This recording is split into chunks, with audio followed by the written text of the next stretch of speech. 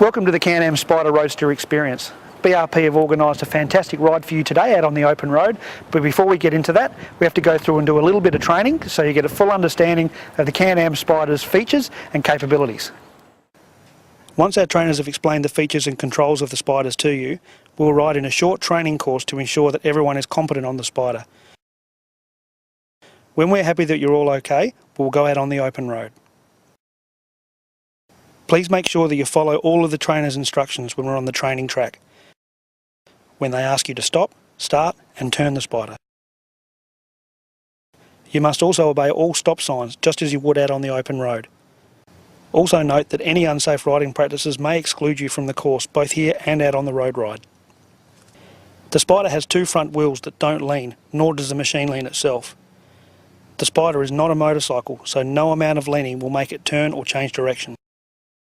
In fact, it's more like a quad or car in its handling characteristics. You must turn the handlebars to make the Spyder turn and go around corners. And it takes quite a lot of handlebar movement to change direction. The best way to turn a Spyder is to pull the bars. This draws your centre of gravity to the inside of the Spyder.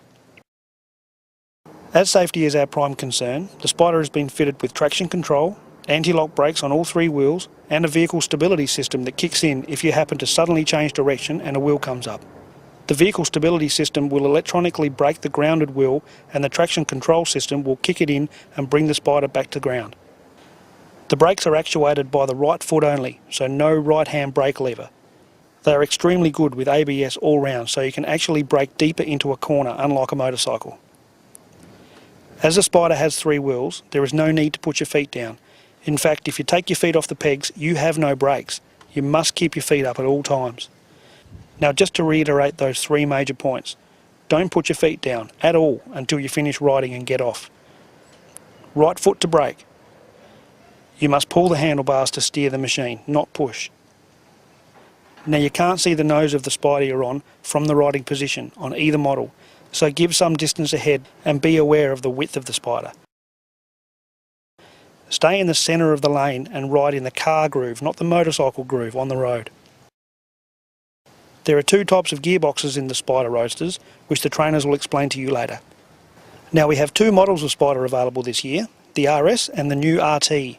The RT ergonomics make it easier to ride, however the same principles apply to ride it as per the RS model. As the RT comes standard with a luxury seat and backrest, we are able to offer you the option of bringing a pillion along on your test ride. But in order for you to become comfortable with the handling of the Spyder, you will have to complete the test track solo successfully before we allow you to take a pillion. Now some instructions for your pillion. The pillion ride on the back of a Spyder is quite an active experience. You are actively involved in the ride, so your role is to match the lean of your rider in front. You can use the handles to hold on and the footboards to help you lean from side to side. Now remember, we're on public roads here and there are restrictions, like a speed limit. Please obey these speed limits. Customers will cop the fine, not us. No passing each other in line except in an emergency. All riders must remain between the lead rider and the follow vehicle. Allow at least 4 seconds from you to the vehicle in front. No hard acceleration after a stop. Constantly monitor your environment. Always look at least 12 seconds ahead. Anticipate problems. If you need to make a manoeuvre, allow yourself time to react. Adjust speed, position and communicate your intentions. We'll be riding on highly populated roads with dogs, kids and people who may not be paying attention, so keep an eye out for this. If someone doesn't ride correctly, we will stop the group and the ride will be over for that person and they will have to return in the sweep car. So let's make sure we have no improper behaviour.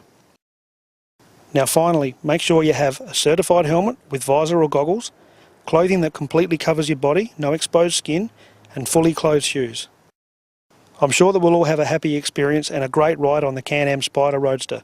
So once our trainers have explained the features and controls of the Spyders to you, please find a bike with a transmission that suits you and head over to the training course. So ride safe and have fun.